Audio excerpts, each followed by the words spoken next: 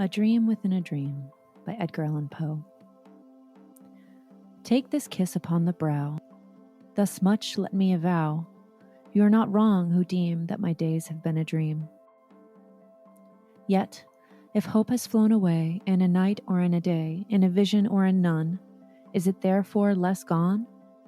All that we see or seem is but a dream within a dream. I stand amid the roar of a surf-tormented shore, and I hold within my hand grains of the golden sand. How few, yet they creep through my fingers to the deep, while I weep, O God, can I not grasp them with a tighter clasp? O God, can I not save one from the pitiless wave?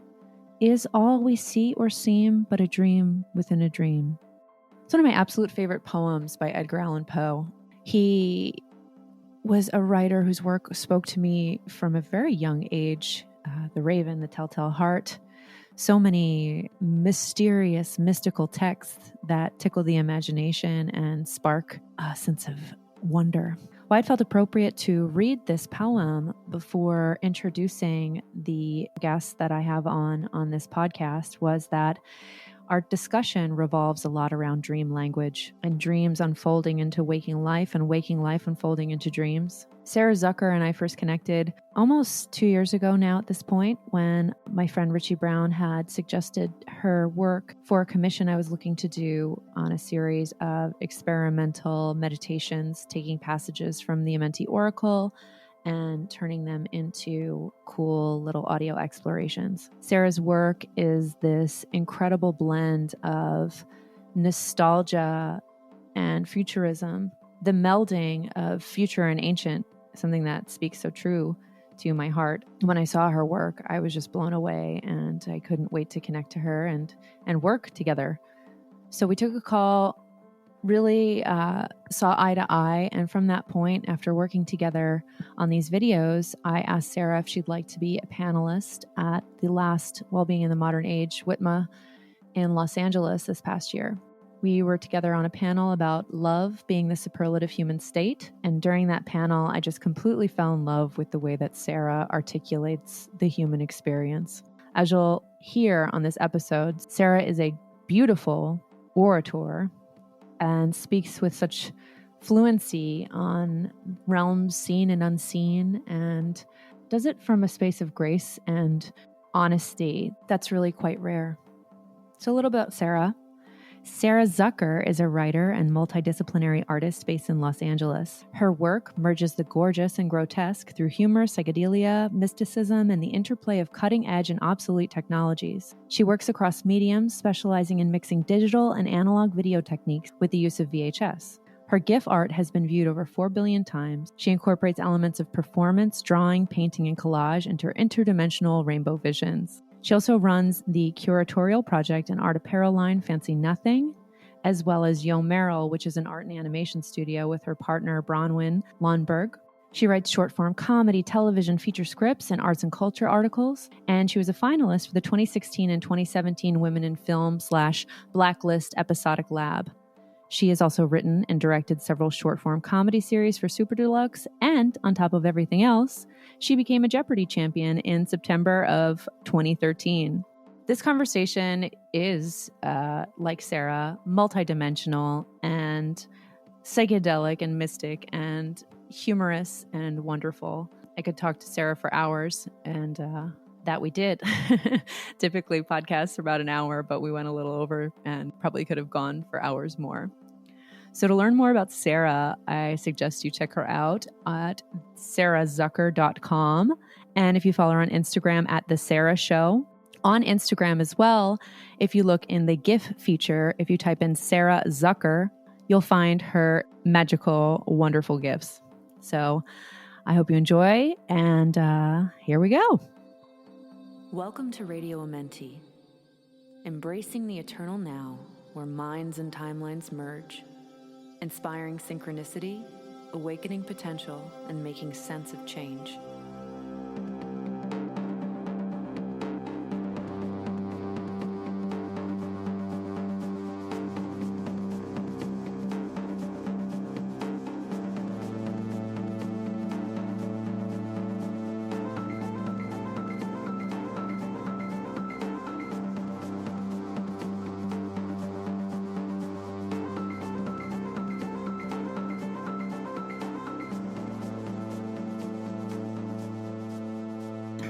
So yeah, it's been quite an interesting journey of connection in the physical and etheric realms, as it seems that we both have been paying visitations to one another in the dreamscape.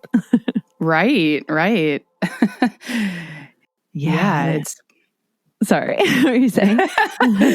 It's just, I've been thinking about how it's interesting, you and I we've only known each other about a year. So in the grand scheme of friendships, we're relatively new friends. And that's, I guess, why I started to really notice the frequency with which you were appearing in my dreams. And not just the frequency, but that you were, it was maybe in the early part of the summer that you started appearing in dreams, but they were like completely unrelated. Like you weren't really playing like a role in what the narrative of the dream was, but it'd be like, oh, hey, and there's Jen. And it was always like, oh, well, Jen's here. Things aren't so bad. Like, hey, girl, like what's going on? But that's why I started noticing it, because I was like, when you have dreams and they're in a certain setting or about a certain emotion, there are commonly, people we associate with those places and feelings. And so those are the people that appear in the dream. It's usually, if there are other people in a dream, they're like they're non-entities, they're placeholders. They're not really real people.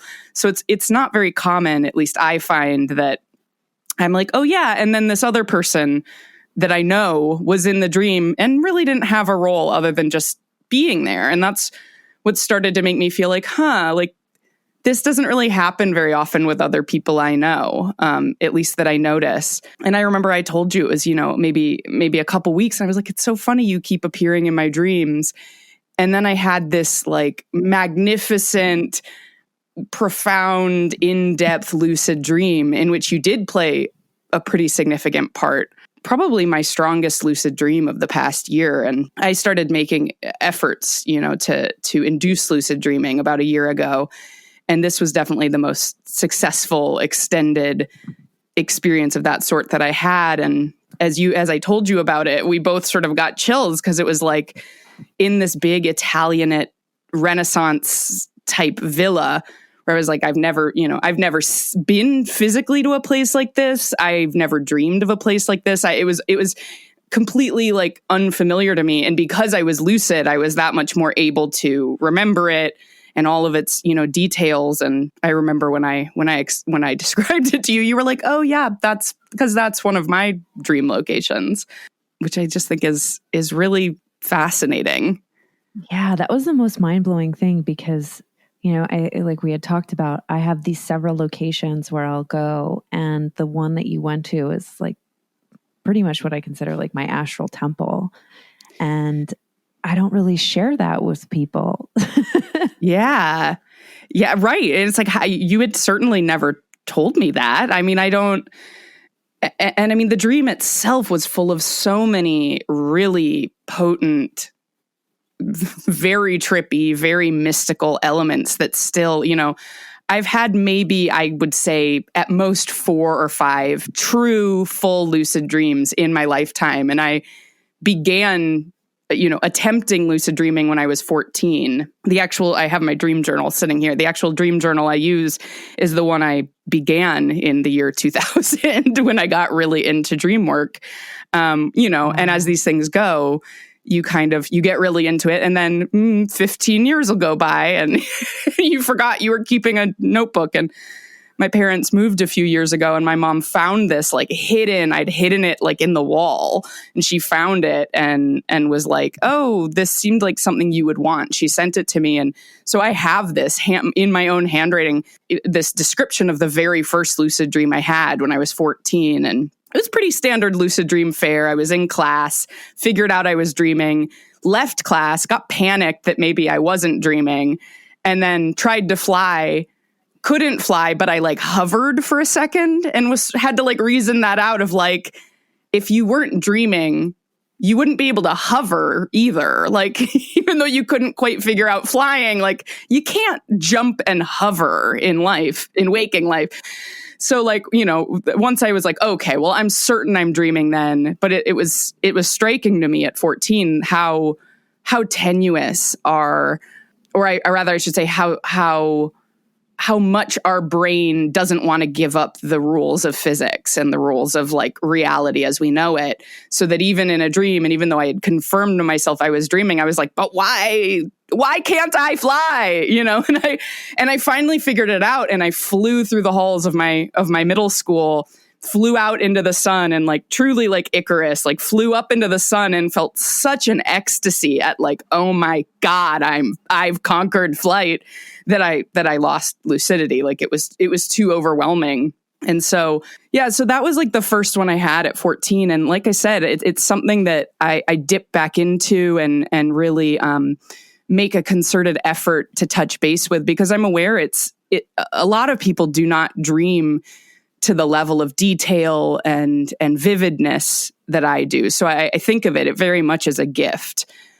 But it's something to do lucid dreaming. I have to sort of abstain from all substances. I have to meditate. Like there's a lot of stuff that I have to do in my waking life to be able to truly become lucid. Like I've had tons of like little lucid flirtations in dreams, where you become lucid for like a moment or two.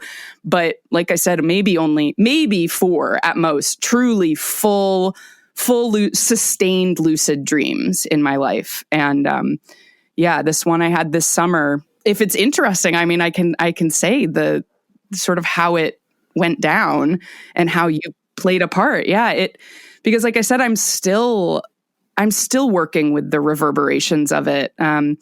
Jennifer Dumpert, who's a dream worker and author, she's the spouse of Eric Davis, who does the Expanding Mind podcast. She said something in her book I was just reading that I really liked about, because she uses dreams to sort of guide her in a lot of decision making.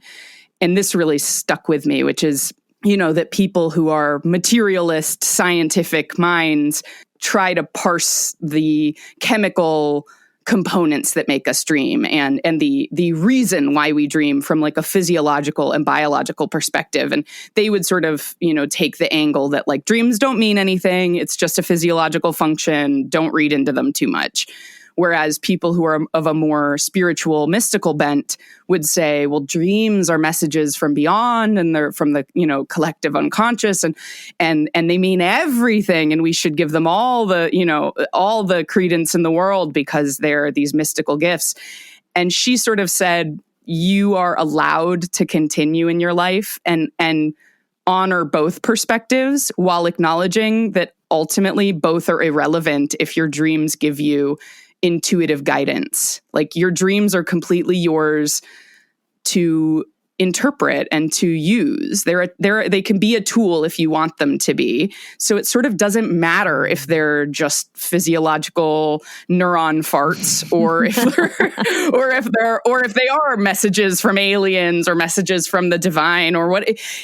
Regardless, from a very pragmatic perspective, and I think of myself as a fairly pragmatic person, they can be a practical tool if you would like for them to be, without you having to have the answer of what are they and why. So I offer that up only to say that's why I think I've been chewing on this dream so much, because it contained a lot. It contained a lot that I think for me offers a roadmap of sort of where I am. And anyone who's ever had a lucid dream knows it's true. It is a mystical experience. It's so profound to wake up within a dream and to realize you have any power, you are completely generating your own world. And yet there are things that occur that you're like, well, I'm not actively making that happen. So what is that thing? That's like that.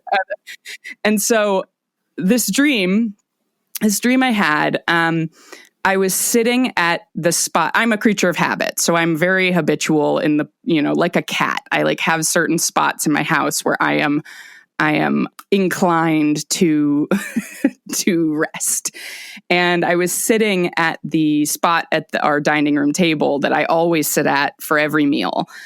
And I was sitting there, and this friend of mine from high school was there, and it became sort of like, and it's a friend of mine who I have never had romantic feelings for, and she kissed me, and I remember there was like a discomfort, and I think it was that discomfort which already sort of allowed for this, like, this is very weird and not right. And then as I was sort of like experiencing this, I watched myself walk down the stairs and go sit on the spot on the couch where I like to sit when I'm reading. I have a stack of books there. And I, walked down, sat down and started reading and had this moment of like, how am I right here having this awkward interaction with this person? If I'm watching how am I watching myself? How can I be sitting over there? And that was the moment of like, it was a pretty like, hammer over the head of like, oh my God, because this is a dream. I'm dreaming. And as soon as I realized that, and there are all these tricks you can use to affirm the stability of a lucid dream. And one of them is like stamping your feet and clapping your hands, like doing something that's really physical with your dream body, because it helps you orient yourself in this dream space. It helps you really like be in that sensation of having a body, even though you're in a dream. So I did that. And then my cat came in and I was like, oh my God, like I get to hang out with my cat in this dream. Like that's the best thing ever. Cause I don't hang out with her enough in my waking life, which, when I spend 24/7 with her. And I decided I wanted to fly out the window. And I was like, oh, it'd be so cool if the cat would go flying with me. So I like picked her up and started to fly. And she did that thing cats do where they like can make every bone in their body like not exist and just become full dead weight. And so I'm like trying to fly and I'm like barely hovering because the cat is like, fight is resisting me. Like, no, I don't want to fly. And I put her down and I was like, duly noted, even in the dream world, Ginny, cats don't fly. She doesn't want to fly. I respect her. I respect her dream body autonomy. So I think I got out the window with her and then I realized like she's going to fight me this whole way. So I like flew back in the window to put her down. And then I flew back out and I don't know, maybe you have this experience too. I have started actually mapping my dream spaces because I started to notice that certain localities frequently occur in my dream. Like you were saying that you have dream locations. So I've lived in a bunch of different cities and these cities, these various places I've lived frequently appear in my dreams, but they always appear, the landscape of Los Angeles in my dreams is very different from the real map of Los Angeles. However, it's always the same. It's the same alterations. I always dream that there is this like big dirt pathway that leads up to the Hollywood sign. And I live like right below the Hollywood sign. So I'm very familiar with its actual topography. There is no that. There is no like big roadway that like goes right to it. And I also always dream about there being these like little islands and rivers and bridges in Los Angeles that they're just aren't. But every time I have a dream of LA, it's like weirdly the same map repeats. And I have the same thing because I lived in New York for a while. I always have this vision of New York that makes it a much more like boat-oriented town than it really is. Like instead of there being, the Manhattan Bridge, you take ferries, which like you really don't take ferries that often. Certainly you don't take a ferry from Manhattan to Brooklyn, but for some reason in my dreams you do. And like the locations of different neighborhoods I find as I've started tracking this, that I will have these alternate maps of different locations, but there's a consistency in my dreams. Like the same alterations always occur. So anyway, in this lucid dream I had where I went flying, I was like, oh, I'm going to fly to that dirt path that leads up to the Hollywood sign because it's, it's walkable in reality from my house if this thing really existed, but it doesn't. But so I fly to this space, this dirt path, and see there's like a herd of elephants walking, that thing where they have they're holding each other's tails with their trunks. And they're like, promenading down this dirt path. And because I'm completely lucid, I just have this idea of, it would be really cool if I get really close to the ground, like so close that my head is like to the ground so I can feel the vibrations of them as they're walking. And I do this and it's like very exciting to me. I'm like giggling like a child because I'm like bouncing up and down and enjoying how fun this is that these elephants are, putting on a show for me, basically. And as I'm crawling along the ground, I'm reaching into the bushes and picking out gold nuggets, and I'm eating them like candy. And it's something I often notice whenever I eat something in a dream. It tastes like rock crystal candy. Like it's always crunchy and glass-like and sugary. And so that's what they tasted like. So that's just a little bit of fun color of this is what I did once I realized I was lucid. And I was like, okay, well, this was great. I'm going to go back to the house and see what's going on. And I fly back, and that's when it's not my house anymore. It's this large Italianate villa made entirely of marble, and it has all these fountains in the front with classical sculptures in them. And at this point, I see a different friend from high school is one of the statues. Like I recognize it's her, but she can't move. It's like the Tin Man in Wizard of Oz. It's like she can only just sort of barely eke words out. Like she can't move, and she's saying, "Help me! I can't move." And I go to her and I go to see if I can do something. And as soon as I get to her, like this statue just crumbles to dust. Like I try to catch her and it just crumbles to dust in my hands. And I have my personal theories about why this happened. I do think it was maybe like someone sending me a psychic message of help. And I was talking to Sarah Collins about this, and she said she made a really good point of like, you know, when you do feel like maybe you're susceptible to psychic phenomenon, you are going to pick up things. You are going to pick up messages from people. But unless they ask you on the physical plane, it's not really yours to do anything with. I know the following day I told Braun about this thing, and I was like, do you think I should reach out to that person and see if they need my help? And she was like, yeah, that would be very weird and inappropriate for you to do out of the blue because you had a dream. But weirdly, that person followed me on Instagram the next day. Not surprising. Not surprising at all. And this was like a very close friend. And yeah, it was like, oh, yeah. Like, again, I don't know that I believe in anything, but I entertain a lot of ideas. And that's one of those synchronicities that you're just like, well, that's something. If I had this really intense visual of this person, and then the next day, it's not like I was Googling them or looking them up or anything. It just occurred to me. That's why it was such an unusual vision in the dream. It was like, God, I never think about this person. And for them to follow me the next day in the waking world, I was like, okay, well, don't gaslight yourself. That was something. And so anyway, so this troubling thing with this statue happens. And I was like, okay, moving on. I'm still very lucid. So I'm like, I got to check out this massive, this building. It's so gorgeous. And I go in, and it's like floor to ceiling marble, Rococo gilding, and like mirrors, like down, like long hallways and mirrors and doors. And it's empty. There's no one in it. And I'm walking down this long hallway, passing doors. And I realized I'm like, this hallway's going nowhere. I was like, at some point I have to just choose a door because I'm getting bored. Like this place is empty. I don't know what this is. I got to just pick a door. And so I pick a door, I open it, and there are 3 women inside, and one of them is you. And the other 2, I don't recognize them. They definitely had distinct faces, but they all had very much like your hairstyle. So the 3 of you had this appearance of like what I've come to now call like the 3 graces. Like this, I was like, right, it's these 3 women who make me feel very calm and safe, and like, here we are. And I come in and I was like, oh, Jen, it's you. I was like, hey. Because at this point, I'd seen you in like several dreams the weeks leading up to this. I was like, oh, here you are, of course. And there's like nothing else in this room except for another door. And you were like, hey, Sarah, you were like, through that door is something you really fear. Do you want to go in there? And I was like, yeah, Jen, I don't know that I do.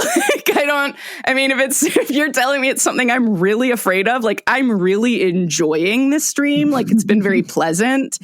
Crumbling statues aside. It's like, yeah, I think maybe I'm good. Like maybe no, like maybe not. Like maybe I don't want to, like that'll be a downer. And you were like, okay, fair. Like I hear you. You were like, how about if you go through there, I'll stay with you. Like, I won't leave your side.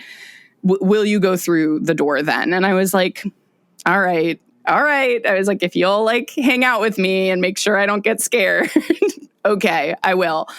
And I opened the door, and inside it's like a sewing room, like kind of like Project Runway or something, but more of like a seamstress's workshop. It's all like bolts of fabric and sewing machines and thread and, and I'm standing there with you and I'm looking around and I'm sort of like, oh, okay. I was like, well, I'm not scared. I was like, Jen, I don't understand. Like, why is this something I'm really afraid of? Like, I don't get it. I don't really have much of an emotional relationship to sewing at all. I learned sort of a little bit when I was younger and didn't possess much proficiency in it, but it's not something that I'm like traumatized about. And you were like, yeah, but what if you had to be a seamstress forever? And I was like, question mark. And that's it. I like, at that point, I was so puzzled over that then the dream ended, or I lost lucidity. So yeah, what if you had to be a seamstress forever? I don't know. I don't think I would enjoy that. I find that the functionary nature of creation is definitely the part that I'm less excited about.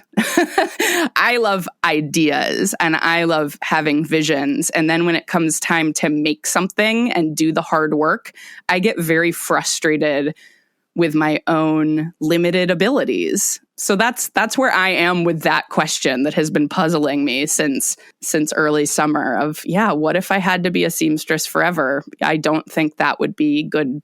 I don't think I would take to that. No, because I mean, it's there's so many layers to what that could mean, right? Like as a metaphor, as a literal thing, the idea of creating garments for other people to wear and just being a small label on the inside of it.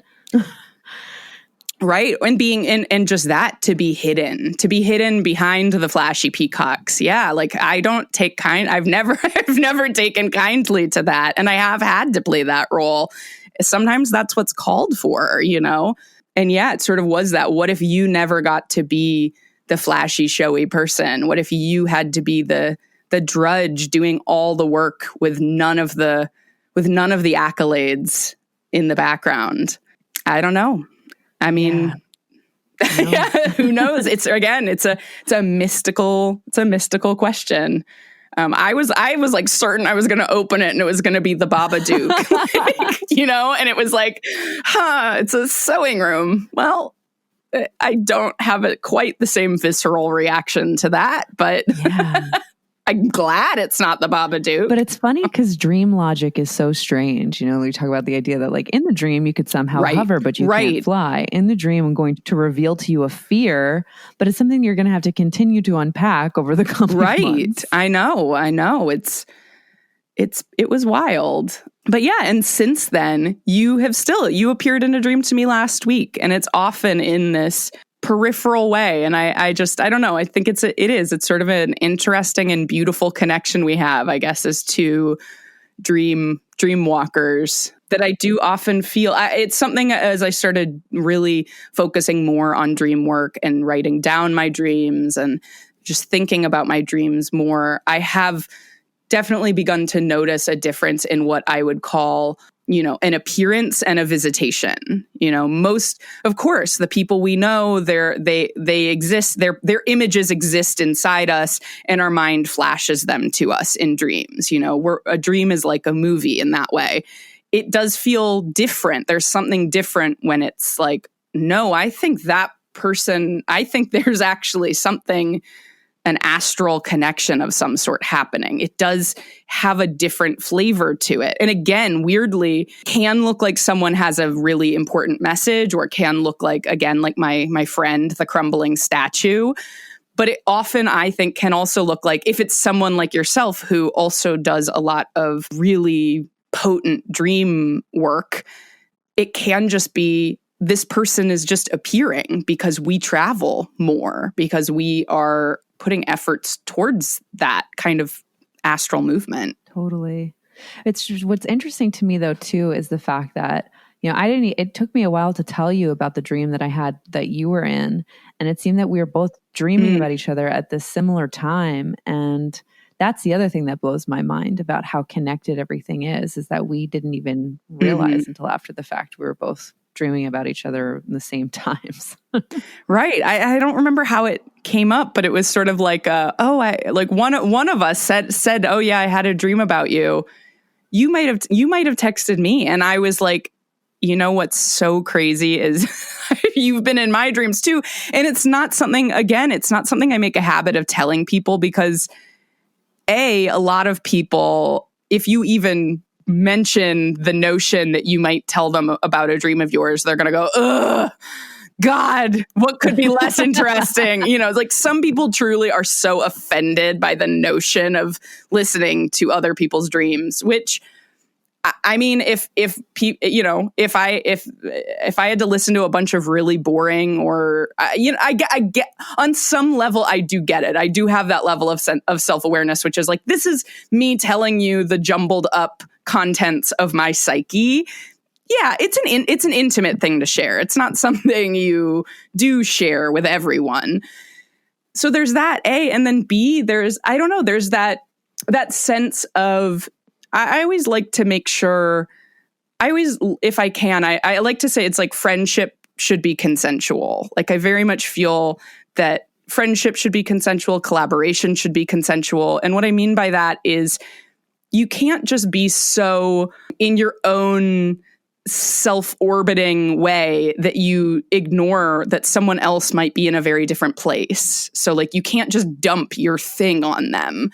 And I say this because this is a lesson I've had to learn, like, because I don't think I've always understood that entirely, that like I'm a lot and that's fine. In fact, it's fantastic, but you should check in with other people and go like, hey, are you in a place to receive what I have to tell you? Or, telling someone, oh, you've been in my dreams for the past 4 weeks, even if they don't apply any sort of mystical interpretation to that, there is a certain degree of like, ooh, you're thinking about me that much? Like, that's okay. Like, it's exposed. I guess it's exposing in a way. It's like, it says a lot that I feel safe enough with you that I would have even told you that, because it does make me feel like, yeah, you've been coming up for me a lot. I don't have any interpretation beyond that other than just the simple fact of that. But I'm grateful to feel like that's even something we did discuss and can discuss. Oh, totally. I mean, for me, it's just dreams are such a part of my life and reality that like it's like stepping into another reality for me. So to be able to have a kindred connection with somebody that I just adore and respect, but I can also speak dream language with, is so cool. It is cool. We're both such highly imaginative beings. So when you paint this picture of the dreamscape, it inspires me, and I see it visually, and I'm like, oh my God, this is like we are dream fasting right now. We're just two little gelflings dream fasting. Totally. Yeah, I know it is. It's like succor, it's like sweet nourishment to me. I love hearing other people's dreams. I love talking about dreams. Because again, right, it's one of those things where it's no criticism of like, we're all wired differently. Not everyone is wired to be this like etheric antenna the way we are, of like, that's kind of how I think of it, of like, my nervous system is an antenna and I am constantly broadcasting and receiving signals. And it's that. And then when you're asleep, you're turning off the system by which you make sense of all those signals. So they become like super duper jumbled and weird and strange. But in all of that strangeness, if you start to work with how to decode it, you can really find some things that become valuable tools for how to live your life. Yeah, I had a really potent dream last night that was like, this can happen. Like this dream I had last night was about being in an acting class, and I trained to be an actor when I was an undergrad, and it was quite traumatic. And it only was in the past couple years that I really acknowledged to myself, like I endured physical abuse and not to mention like intense emotional abuse, but like there was physical abuse as part of it. And it's what made me choose to study writing. I completely changed my like childhood dream, because I was like, if this is what it is to be an actor, I don't want this. This is too destructive. And Bron and I were talking about it like last week, which is maybe why I had this dream about how, I've really even loosened up now this notion. I've loosened up all notions I have of myself. Like I'm trying, or I'm doing my best to just be more present with like what I do have in front of me, because I am in it. I can't keep at this point in my life holding to this narrative of like being an aspiring anything. Like, of course we all have dreams. We all have bigger, better, cooler projects we're chasing. But at some point you have to just stop and go, but look at all the cool shit I am doing right now. Like, I am in it. This is my career. I'm not waiting for my career to start. This is it. I'm in it. And part of what I mean by that is that I've had a certain level of success as a visual artist, and that's never what I set out to be, at least as an adult. And in the past week, it's sort of synthesized for me in this weird way of like, and yet as a kid, I was constantly making art and dreaming of being an artist, and the being an actor, being a writer thing, that didn't really come into play until I was in my late teens. Like, it's funny how we can rewrite our own narrative to sort of suit what we're trying to force through. And I was talking to Bron about it, how it was like, or she actually offered this insight, because God, is she good at synthesizing things, that she was like, yeah, think about where you would be right now if your acting teacher hadn't abused you and you had stuck with acting, and that you had spent your 20s doing that, trying to be a professional actor with a capital A. And I shuddered, because I was like, that is just not, that would have been a very different path, and I would be a very different person right now if I had kept doing that. And part of all this reckoning is even to recognize that performance is re-entering my life, because I am a performer, and it is re-emerging in ways that are freer and different, and how it would be so much more tarnished for me if I had spent my 20s going out on auditions and doing that grind, And I'm not criticizing anyone who does that. In fact, I have such respect for people who can keep at it to make it happen. But I'm a sensitive little fern, and it would have it probably would have destroyed me and made me very bitter and made me hate performing, And now I'm at this place where I'm like, oh my God, I get to do this again now and be free, because I took like a decade off, because I took a decade away from it, because I went to go focus on other things, because this traumatic thing happened. And this dream I had last night was about being in an acting class. And the long and short of it was like, this acting teacher was very similar to the acting teacher I had in college, and her behavior, only she looked like Shirley MacLaine with like full turban and like full affectation.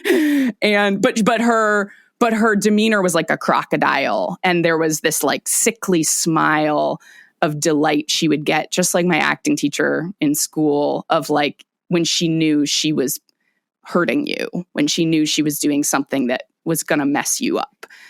And that it even synthesized to that now, that I realize, oh, that was a person who got pleasure out of watching someone hurt, out of watching someone be taken down a peg. And I am not that kind of person. I don't ever like to see people get taken down a peg, even if they have it coming. There's always this sort of like, that's hard. It's hard to see someone get, hurt. And in this dream, it was like she switched. My original acting scene assignment was that I had to be a high-powered, boss-ass businesswoman in a scene with some guy. All the men in this dream were were blanks. They were complete non-entities. But for some reason, all the women in the dream were the adult versions of women I went to middle school with. So that's a whole other, who knows? That's some whole other fractal I could interpret. But at the last minute, I asked her a question as I was about to do my scene, where I said, I really want to do this well. I was like, since it's an improvised scene, I was like, how is the best way to imbue my performance with the psychology of this character and the lived experience of this character? And she just sort of blinked at me. And then I laughed at myself. I laughed at my own question. And I was like, I guess I'm asking you, how do I do acting? I guess I just asked, how do I do what is the entire craft of acting? There's really no answer for that, huh? I guess I should just try it. Like, I answered my own question in the dream and kind of tossed it off. So she got this kind of look because I tossed off this question and was just very relaxed, in the stream, was very like, I'm excited to do this thing and I have a question, but I realized it's a silly question. I should just do it. And she got this kind of sickly smile where she's because she's clocked, she thinks I'm too comfortable, I'm too confident, where she's, I'm about to go up and do my scene. And she goes, you know what? I've decided I don't want you to play this strong, empowered businesswoman in this scene. What I want you to play is a sweet, mild-mannered rabbi, which like basically in the dream, like I was playing the rabbi from Transparent, like that character, like that, dream logic, things were like, I don't know what was discussed and how, but I like understood that's who I'm supposed to be embodying. And in that moment, I was like, whoa, that's a curveball. That's like a different thing. But within the dream itself, I was like, but I'm aware, like I'm feeling really grounded. I'm feeling really present. I welcome this challenge. That is a harder role for me to play. And I do this scene and I'm taking my time. I'm being really thoughtful and present with embodying this character.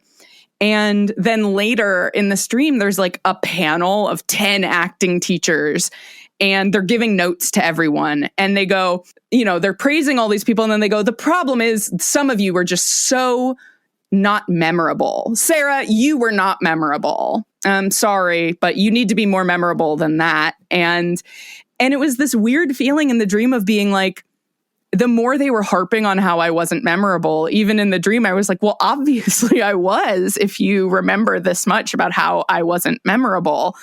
And the more they were saying this, the more I was like, it's not that not that they don't have a right to their opinion, but I really am sensing these people are just trying to cut me down, that I actually am very proud of how understated and authentic I was in this scene, because it shows a lot of progress for me as a person and as a performer. And I'm realizing that they're just trying to be mean to me because they just want to shoot me down. And it's all to say that, like, I was thinking about this dream this morning and I actually wrote this one down because I recognized that it was sort of a message from my own psyche about a lot of the self-improvement work I've been doing over the past really about 5 years. And the fact that it took the form of this thing that was a really traumatic scenario from my early 20s. And that it really, like, I had this moment of being like, this was like this was a message of healing that I sent myself. This was a message that my psyche sent me about, see how now you can see the difference between when someone is giving you constructive feedback that's intended to build you up, or when someone's just really trying to pop your balloon because they don't want you to succeed, because something about you upsets them or triggers them, or they think you deserve to be knocked down a peg. So they think it's their job to take you down a notch. And I don't know, it's just all to say that I think dreams play so many different roles for us. And this is one I'm really swimming in today, because it was kind of a beautiful thing that my brain gave me. Yeah. And there's so many, it's really interesting because it's kind of like this, I guess, what is the word? Like a test in some ways. We're like, oh, wow. Okay. This is a test to see where I'm at on the subconscious level of how I'll react to this. Yes. And that's actually, I think that's one of the leading, like, psychiatric theories about dreams is that they are, they're like emergency drills. That's I think still that's the prevailing thought from sort of the scientific psychological perspective, which is that dreams exist as a training ground for the mind. They exist as an emotional training ground. So while you have all these elements that might not make actual, literal, physical sense jumbled together, when you do start paying attention to them, you realize, oh, but emotionally, that was about people trying to take me down. And that was about people trying to make me doubt myself, or, whatever it is, and that's actually that place where that's not even the mystical thinking on it at all. That's very much the scientific thinking on it, that we have this mechanism built into us that allows us to prepare ourselves for the fact that life will be full of very challenging emotions. Life will be full of things that will shake us to our core for every single one of us. So we are hardwired to have this sort of disk optimization that runs at night that prepares us emotionally for those challenges. And that's where dreams connect to art too, because that's the thinking about why tragedy exists, why drama was invented, by the ancient Greeks in its sort of more structured form, but really by the earliest peoples, that they came up with the shadow plays on the cave walls as a means of training us and getting us used to feelings that we want to be accustomed to when we are presented with them in reality, when something tragic happens, when something terrifying happens, and I think that that's a really interesting and beautiful correlation between dreams and art, that they're designed to prepare us. I love that so much. That's such a beautiful perspective of looking at it that way, because there's so much information in both. If you can look at it with the lens of, the philosopher or the analytical mind, but also how do you intuit it and then channel it through a creation so that it can maybe inspire and help other people. It's like how to walk between both worlds. Right. It's like dreams are this silvery flicker of light and shadow that, can't exist in the physical material realm. And then art is this prism that we channel that light through. As artists, we can receive these visions and these messages. And then it's the paradigm of snatching fire from the gods, that it's like you have to take it out of the etheric realm and you bring it down so that other humans can benefit from it. Because the gods don't need it. We do. We got to light shit up. It's scary and dark down here. Oh my God, that's an understatement. But I think it's also, again, like kind of circling back to what you said about like discerning what to share or what not to share. So, my Richie is my like sounding board for all of my dreams, because he's such a skeptical optimist, but is like fascinated by all this stuff, especially because my dreams are super psychic and weird. So, God, thinking back now, I had this dream, had to be 2016-ish, a while ago, right? So this crazy dream that I shared with Richie, where he was in my old apartment and conducting a ritual where he took a bunch of old VCRs and put them into a magic circle, and he stood in the middle of it. And as he was doing this ritual, all of a sudden, all the VCRs just started to turn on and say, "Oh boy," but spelled OHBOI. Oh, I love this. I feel like this is what I do on a casual Thursday. Oh yeah. VCR rituals. Well, I'm having all this crazy like deja vu because of the way that you do your artwork. But then, so Richie, I shared this dream with Richie, and then Richie wound up sharing it with my friend Mike. And Mike is actually who produced the intro for Radio Amenti. And that dream did something to him where he actually was so inspired by this bizarre fucking dream that he created this character called Oh Boy that he's been doing music and art through. And I'm just realizing today, so both him and Richie are doing all these experiments on the tarot, but looking at it as this wheel that replicates the hero's journey.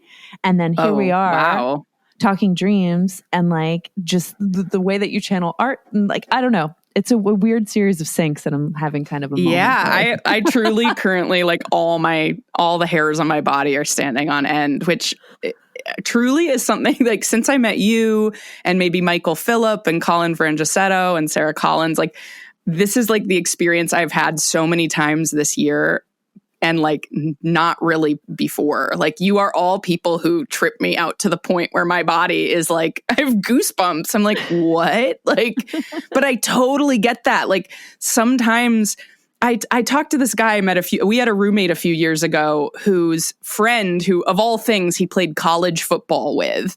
And his friend came to visit. And I grew up in Canton, Ohio, which is where the Pro Football Hall of Fame is. Never been to the Pro Football Hall of Fame. And Marilyn Manson went to my high school. Yeah, not at the same time as me, but yes.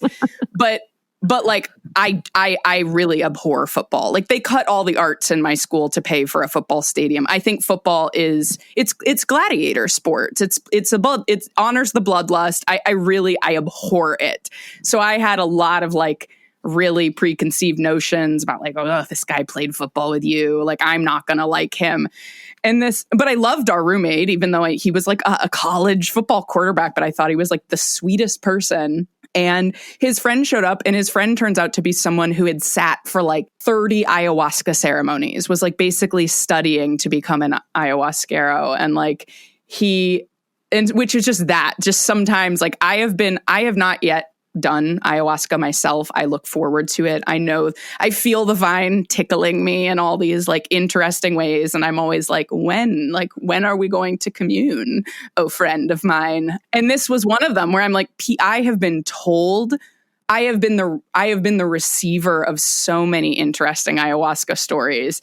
And I bring this up because it reminds me of what you were saying about your friend sort of turning this actual practical art project out of your dream. That this fellow who came to our house and was telling me about so many of his ayahuasca journeys was talking about one of them that was really profound. And he said there was this woman who stood up during the middle of one of the ceremonies. And the story, when he told it to me, I was like, my mind was blown, and I hopefully don't mangle it. But it was basically this woman stood up and like in the middle of a ceremony during one of the Icaros and like came and walked over to him, and she was holding her heart, and she looked right at him and said, I just realized I have something of yours that I've always had. And at this moment, I am meant now to finally give it to you. And she sort of took her hand from her heart and put it to his. And he said he said it was like this moment of like explosive energy. And I can't remember when he received the context of what this was or how this was his interpretation of it. But he was talking about the idea that our souls are fragmented, and that it is absolutely a thing or a possibility that other people contain pieces of our soul, that we do not necessarily have the entirety of that which is our unified spirit when we're born. And that he said he felt at this moment during this ceremony when this woman came up to him with such certainty in her eyes that she had a piece of his soul for him. And he said, he's like, from that moment on, I've been a different person. I became more myself. I was given this gift by this complete stranger, but that we were meant to meet in that moment so that she could exchange this to me. And this story has like resonated with me for years because, again, I'm like Richie. I have a healthy degree of skepticism. I think you have to. I think it's important, you don't want to go full Sheila. You can't go full Rajneeshi. It's maybe I shouldn't laugh about that, but I do. I can't help myself.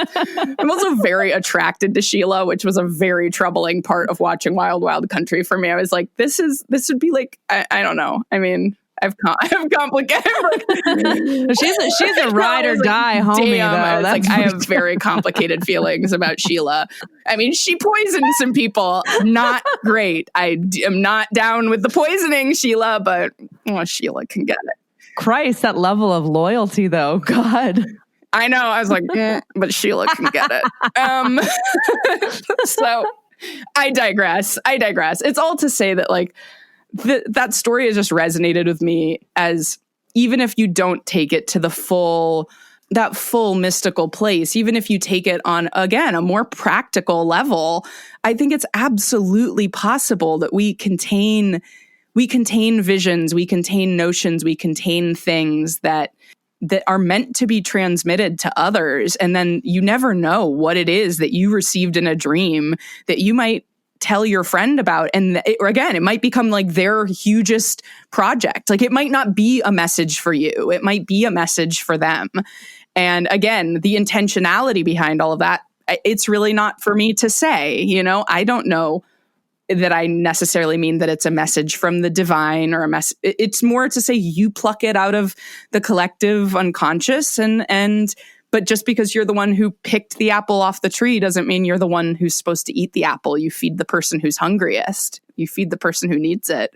I don't know. I think that's the importance of, if you recognize you have a gift for dream work, for having really vivid, really potent, really narrative dreams. It's why it's worth just doing the experiment of doubling down on that and going, okay, they're already naturally pretty psychedelic. What happens if I foster them? What happens if I foster an actual practice around dreaming?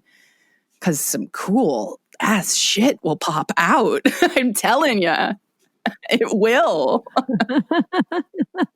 Yeah. And the ripple comes, sometimes it's immediate. So like I had this crazy dream the other day where there was this like old shopping center by me called Peddler's Village.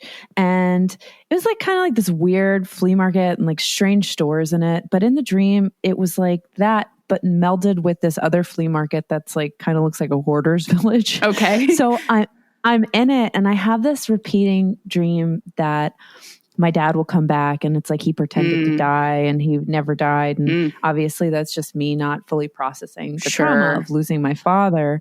But in the dream, I was in Peddler's Village and I went to go get a manicure to see my dad. And the lady that was going to do my nails was like running late and just really annoying and not really doing what I had asked of her. And I'm like, all right, well, I'm going to leave. And she's like, no. You wait till you see what I can do with your nails. And she started putting on this pink gel, kind of like the builder gel for tips.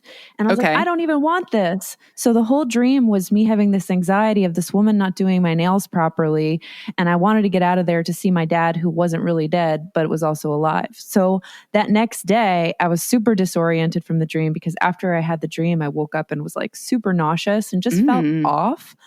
And I went to go get my nails done. And then when I got my nails done, the girl was awful. I got up and I was like, I'm just going to leave. And the manager's like, no, I'll finish your nails. And I'm like, are you sure? I go and sit down. And the woman next to me, she interrupted her manicure that she was putting that pink gel on to do my nails. Whoa. What does this mean? Yeah. So that was like an immediate one. And it was like, oh, what does that even mean? Is this just a collage of consciousness of having a precognition for just something mundane? Yeah. The precognitive stuff is so wild. Colin introduced me to this idea of time loops. Are you familiar with this? No, but I'd love to know. Okay. Again, something that like it's filtering through me, and I don't know that I'm the best vessel for this message because it's still hard for me to wrap my head around.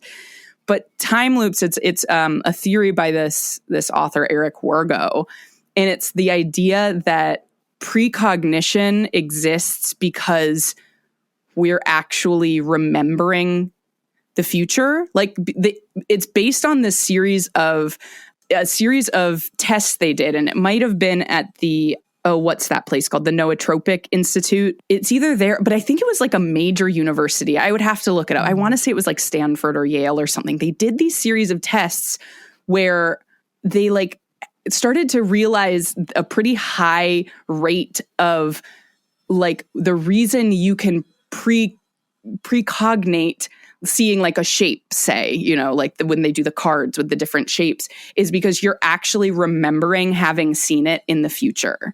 So time loops is this idea that we have this notion that time goes forward and time actually is a loop. Like it actually is something where when we have precognition or say deja vu, these are all like experiences about because there is a moment in the timeline down the line in the future where I saw the card and the card had a star on it. And that's how I know now that the card has a star on it, because seeing the card and being amazed that I got the shape right leaves enough of an emotional imprint on me in the future that emotional imprint is what makes me be able to remember the future in the past. Oh my God. Even as I'm saying, I'm like, oh my God, I'm having an acid flashback. I live for these conversations. Yeah. But it's like when Colin was telling me about this and I started looking into it, it of course made me think about like my probably, if not my absolute favorite writer of all time, one of my, I would say my foundationally favorite writer, because I read Cat's Cradle when I was in the 5th grade and it changed my life. Like it blew my mind open. At 11, I was like, well, everything is not what it seems. It's Kurt Vonnegut. And Kurt Vonnegut has this notion, and he brings it up in Slaughterhouse-Five, which is like his most well-known book, but he also refers to it in other books like Sirens of Titan. He has these aliens that he calls the Trifalmadorians. And the thing about these alien beings is that they are able to see time like a mountain range, whereas human beings see time like a strand of pearls. We see each moment of time one after the other, like you're counting through a strand of pearls. Whereas their perception of time is that they can actually, instead of seeing 3 dimensions, they visually can see 4 dimensions. So they can look at time as though, you're standing and looking up at the Rocky Mountains and you're seeing each peak all in one field of vision. Even though, yes, they're all in a line, you're able to see that whole line and scope of it all at once. And so it's the notion of like time from a different perspective is not 1, 2, 3, 4, 5. It's all of those at once. And so he, in his writing, is often playing with exactly those same kind of concepts of like what that then means if we don't think of time as linear, because it's not. We know it's not linear. The linear reality of time is a construct that allows us to, make sure we get to work on at the right moment. Braun and I'm obsessed with Antiques Roadshow. Little fact about me, obsessed. When I say obsessed, like truly, I watch it every day. It's like, it's soporific for me. Like I can't go to bed unless I've watched it. She was teasing me about it last night because our internet wasn't working and I couldn't get it to load. And I was like, I don't think I can sleep if I can't get my sweet, sweet teaks. Because I just I'm a treasure goblin. And it's not about materialism for me. It's not, because I actually do my best not to hoard. And I do my best not to be let me accumulate a million things. It's not about accumulation. And I very much try to keep the accumulation thing in check. On a personal level, it's more about, I think it's so fascinating how each of these objects, if it's an old object, the life it's had and the people that have had emotional attachment to it and what it tells us about humanity as a whole. All this, I just totally geek out. I love Antiques Roadshow. I love going to flea markets, thrift stores, all of it. And I often don't buy anything. I just I take a lot of pictures because it's I'm more interested in the concept of the object than I don't need to own the object to derive pleasure from it.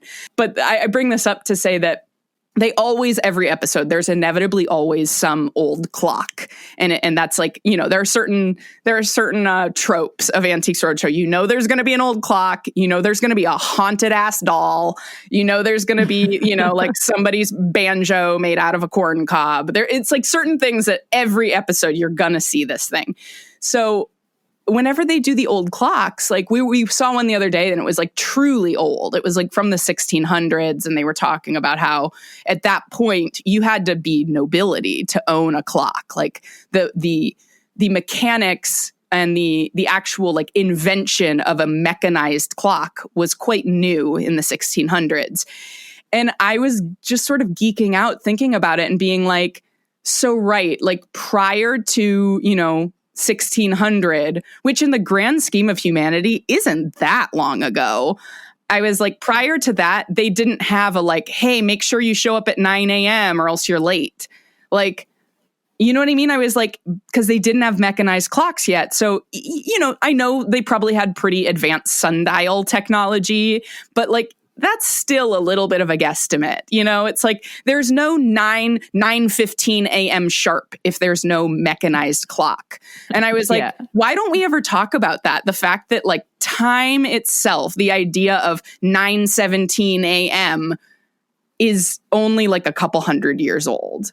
And that prior to that, human beings did not live their life according to that mechanism. Even if they lived their life according to a similar but more loose mechanism, how fucking different is that? You know, that like, I don't know. It's just something I started geeking out to, of this thought of like, I love playing with the idea of time. And it stresses some people out because we're so bound to time. We're all aware of like, we have a finite amount, you know, that we get to be in this embodiment. At least I know it's something I'm very aware of. And I have alternately had a lot of stress about in my life. And then it's, I guess, why I think about things like this is that I think the only answer for me to the existential dread I have, or the fear of death that sometimes comes up for me, is that I have to play with like, but what even is all of it? Like, isn't it all just an illusion? And I guess it's why I ask those questions. Totally. I mean, and I think that's the other thing where being able to dabble in the psychedelic experience and to have a strong connection to the dream realm, I think those are things that maybe, for me at least, ease the idea of transitioning to another phase of consciousness.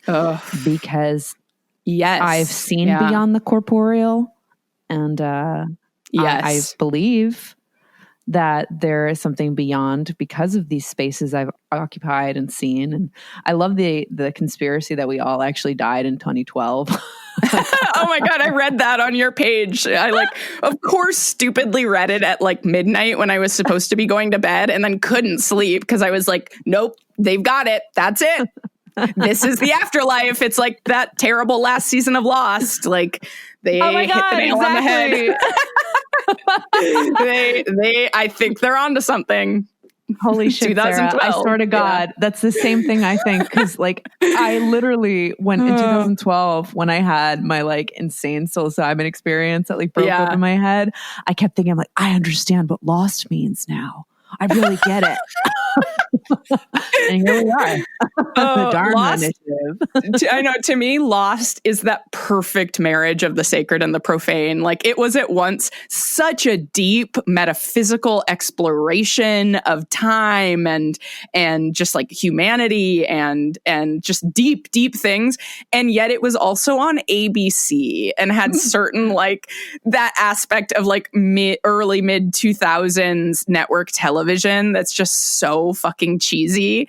And I just like kind of love that we had this show that was that. Like, how will we even explain it to future generations? Like, you don't understand. Like, this really was so deep while also being so shallow. Like, ABC. It somehow was both. Like, it really somehow was both. I feel like it would have been on Netflix today and they would have canceled it after the second season. Right, like the OA. Yeah, fuck. Yeah. Still so mad about that. Yeah, I know. Look, you know, my feelings on that, I'm upset too, because I love the OA.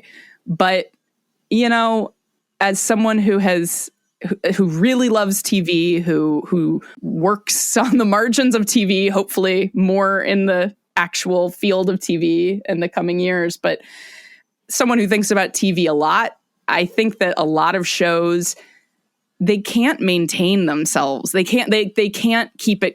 If you can't keep it up, don't keep going is kind of my feeling on it. It's the same revelation I had about like travel this summer, which is like, you really ideally, if you're going to go on a trip, you want to leave feeling like, oh, I could have stayed a few more days. Like, wouldn't it have been amazing if I could have stayed a little longer? You don't want to leave feeling like, yep, I am ready to go. Like, I'm done with this. Yeah. And that's the same way I feel about a TV show like the OA. Like, it's actually so remarkable that it even got made in the first place, but that they got 2 seasons and they were 2 really solid seasons. While I am sad we won't get any sort of wrap up, just like Lost. Lost is a great example of a show that is that metaphysical, that is that supernatural in how the plot itself orchestrates, it's kind of impossible to wrap it up in a satisfying way, because there are certain writerly tricks they're relying on to keep your intrigue going that require the questions never being answered. And the second they start answering questions, that's when you go, it was just that all along? That's so stupid. You know, like just like Lost, where it's like the few things they answered, you're like, really? It was that? Ugh, well, that's dumb. And then there are all these other things that they never answer. And honestly, you're better off with the things that are unanswered, because at least you can continue with all your fan theories and your own personal meaning around those things, you know, as opposed to the ones where they're like, actually, it was just this. And you're like, like, that sucks. Oh my God, yeah, like if they revealed the smoke monster to be some like stupid goblin demon. Yeah, thing, you'd just be like, that. And it would retroactively taint a show that you had been enjoying. You know what I mean? So totally. It's all to say, well, yes, I am sad we won't get any more of the OA, and I think it's such an incredible show. I'm not shedding too many tears. I do think it's better for something to go out while it's still good than to be like, oh, now it's in its 8th season and I don't want. There are a ton of shows that I loved in their 1st and 2nd season, and that I just don't watch anymore. Like, because it's just like, oh, I can't, you know? Totally. Just like relationships. Some relationships are incredible while they last, and then they're meant to end. And if they don't end when they're meant to end, weekend romance. Yeah, exactly. If they overstay their welcome, it becomes its own form of hell. Oh my God, completely. Yeah. I'm so glad that you said that, because it's so true. I actually was just talking about this too, because we went to go see the second It this weekend. And it was great because the second one was very self-aware, and I'm pretty sure Stephen King was poking jokes at the fact that the ending of the first one sucked, because there were all these jokes about like the one character that's a writer not knowing how to end a book or a movie. Oh, that is funny. And it was I loved the It remakes. I think it was like the one time where a remake was better than the original. And I loved Tim Curry, which is like very hard to replace. I know. It's very different. Yeah, I haven't seen them. I saw the original. Yeah.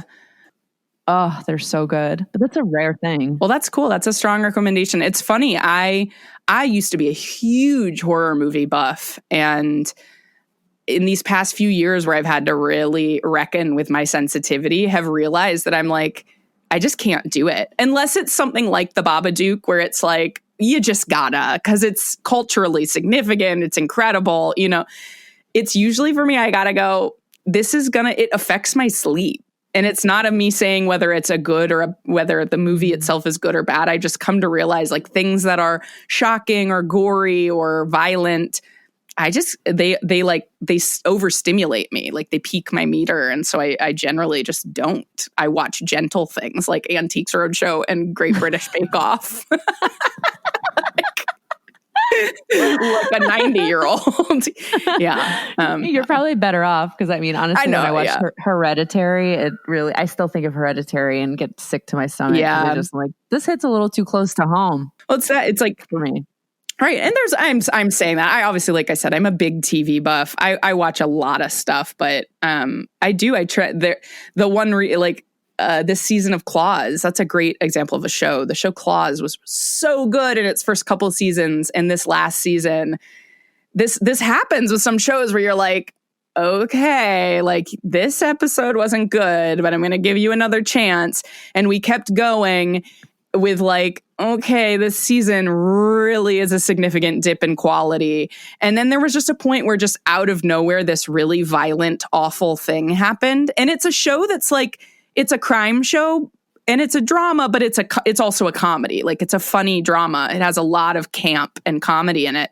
So for this really violent, awful thing to happen out of left field, I was like, nope. I was like, this show has violated me. I was like, at this point, it's been barely hanging on by a thread, and now it just did something that makes me feel violated, and I'm never going to watch it again. And it honestly tarnishes the whole thing for me. It's a bummer. It's a bummer, especially when it just feels gratuitous. Like it's just low-hanging fruit for shock value. Right. And there's a lot of that. So I don't know. It's just all to say I guess I'm just I'm discerning about what I consume. Realizing what a prig I sound like. I mean, but yeah.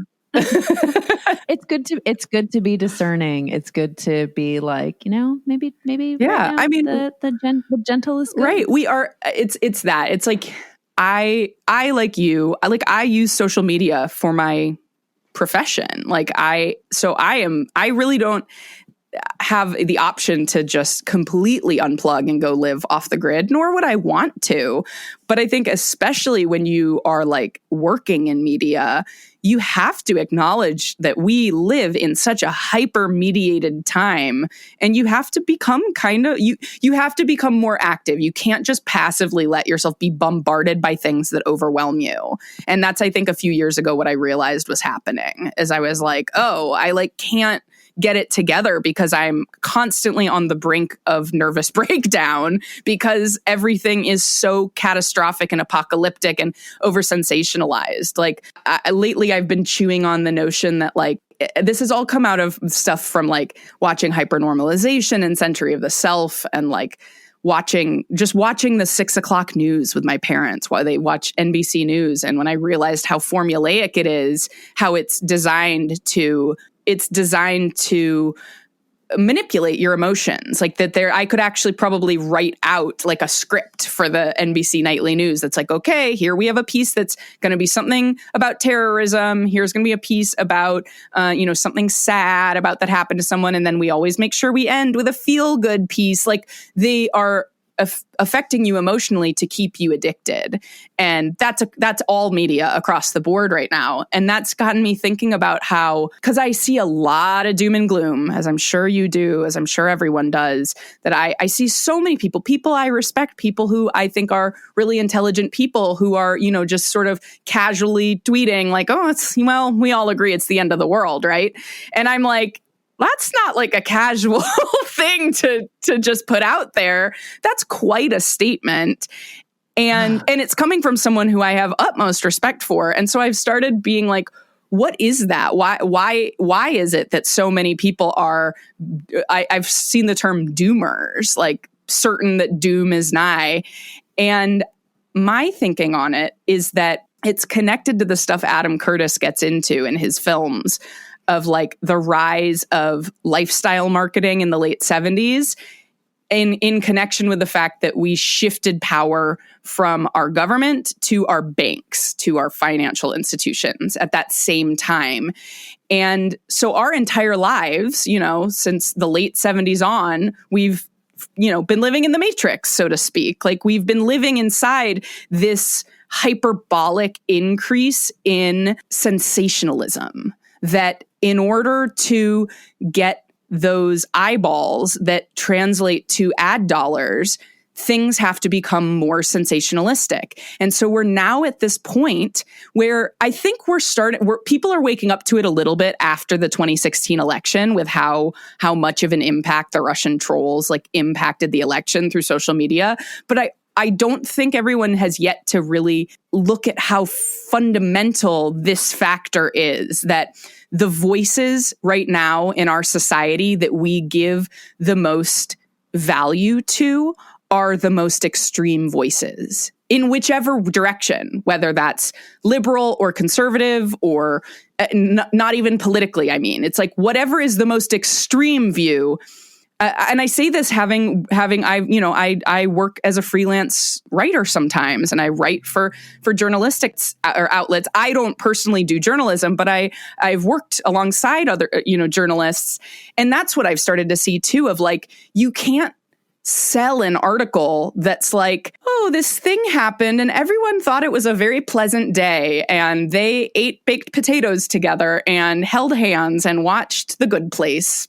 You can't sell that article. No one cares. You know what I mean? You can only sell the article if it's oh, well, this person got their face smashed in because of bigotry that happened. It's it has to be sensational to sell. The idea of yellow journalism from, the 1890s, the idea that this yellow journalism was invented to manipulate the American people to support the Spanish-American War, and that William Randolph Hearst sort of realized, oh, cool, we can like make things happen in the world by manipulating people's opinions of reality, by shifting how we cover things in journalism.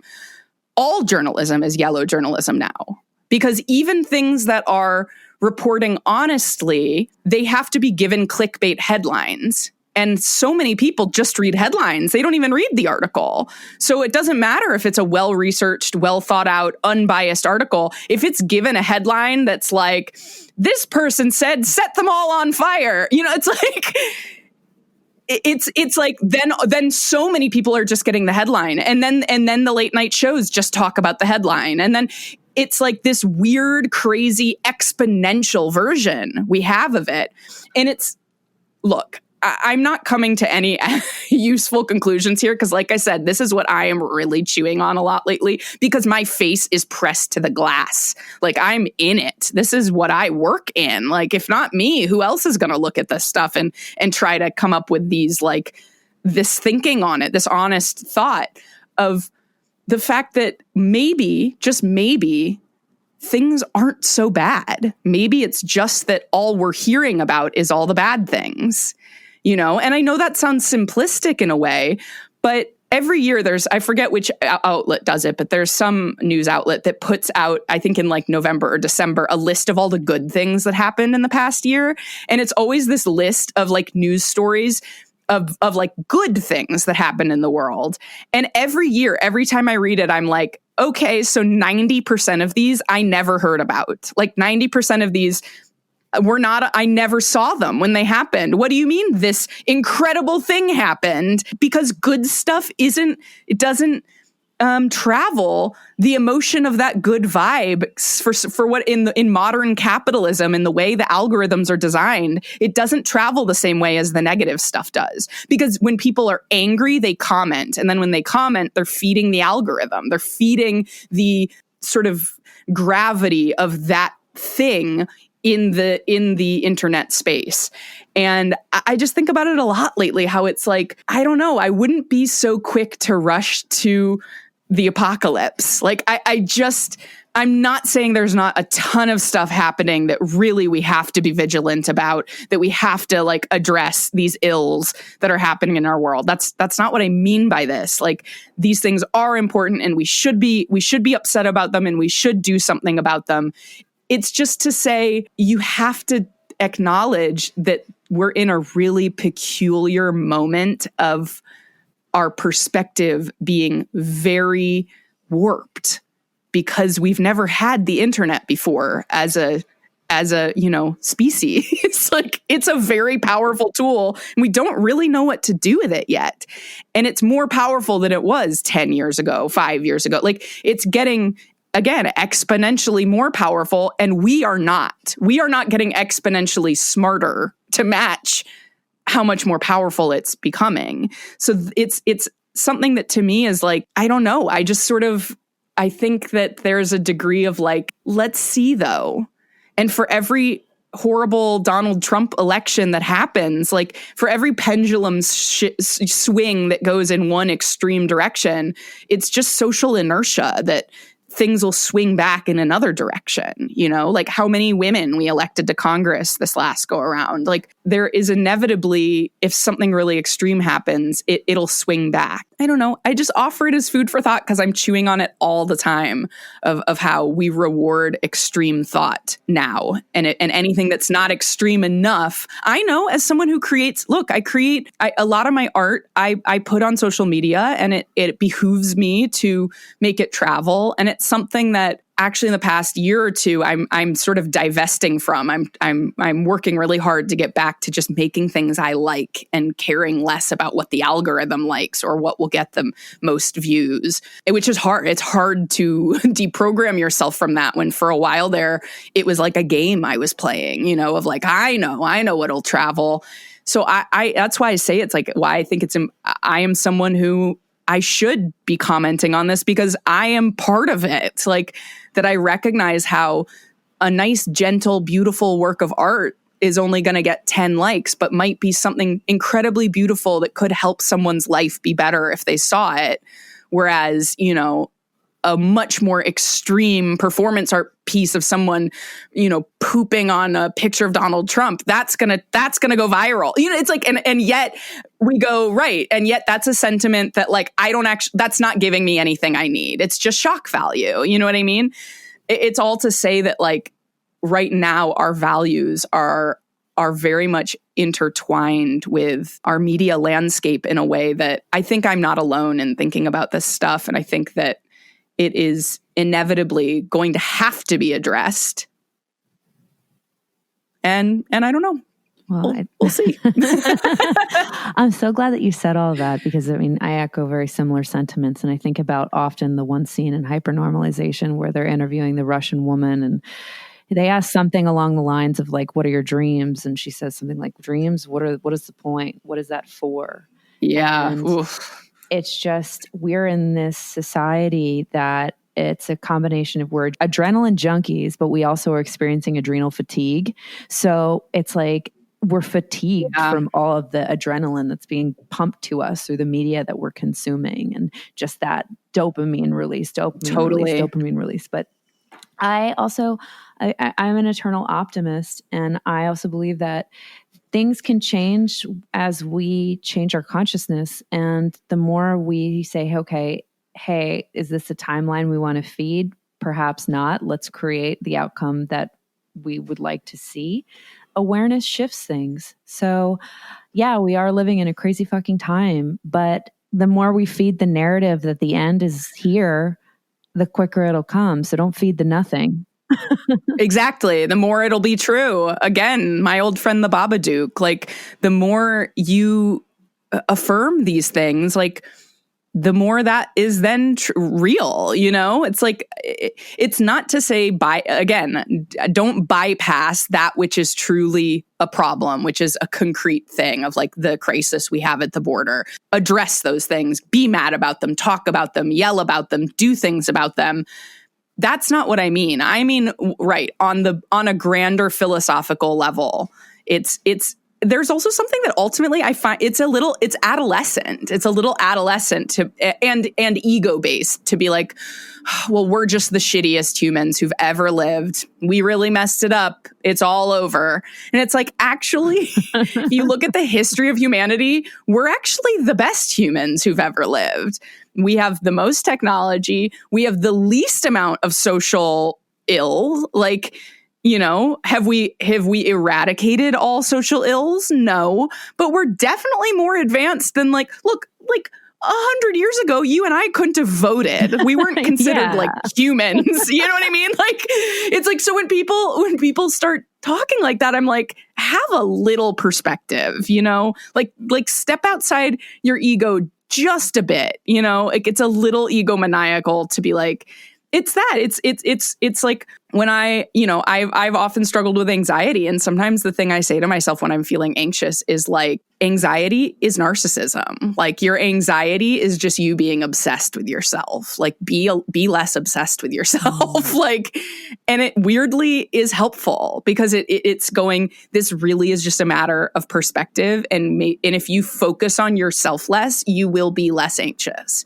If we focus on our collective self less, and our perceived failings of our collective self less, we will be less anxious as a culture. I love that. Just little mind games you can play to kind of remember that it's all just this sort of projected thing, this reality of ours, and it is mutable, and we contain the tools to change it. Completely. And that's where the power of imagination and our dreams really can help further inform and feed that, because there are all potentials. There are all ideas. There is this, every timeline that could potentially exist can exist. And, the future, however you would phrase it, like right. We're living in the future past, or the past is still the future. I mean, fuck, play with time, play with ideas, play. Oh, I know. Yeah, play with time. Get yourself an antique clock and play. And if you don't like it, then maybe sell it on the Antique Roadshow and make like 10 grand. You'd never know. Yeah. Right. Precisely. Sarah, Precisely. oh my God, this has been such a treat.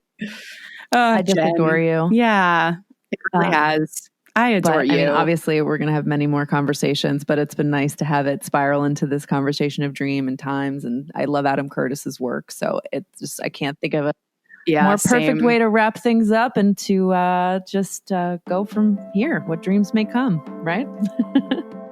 What dreams may come.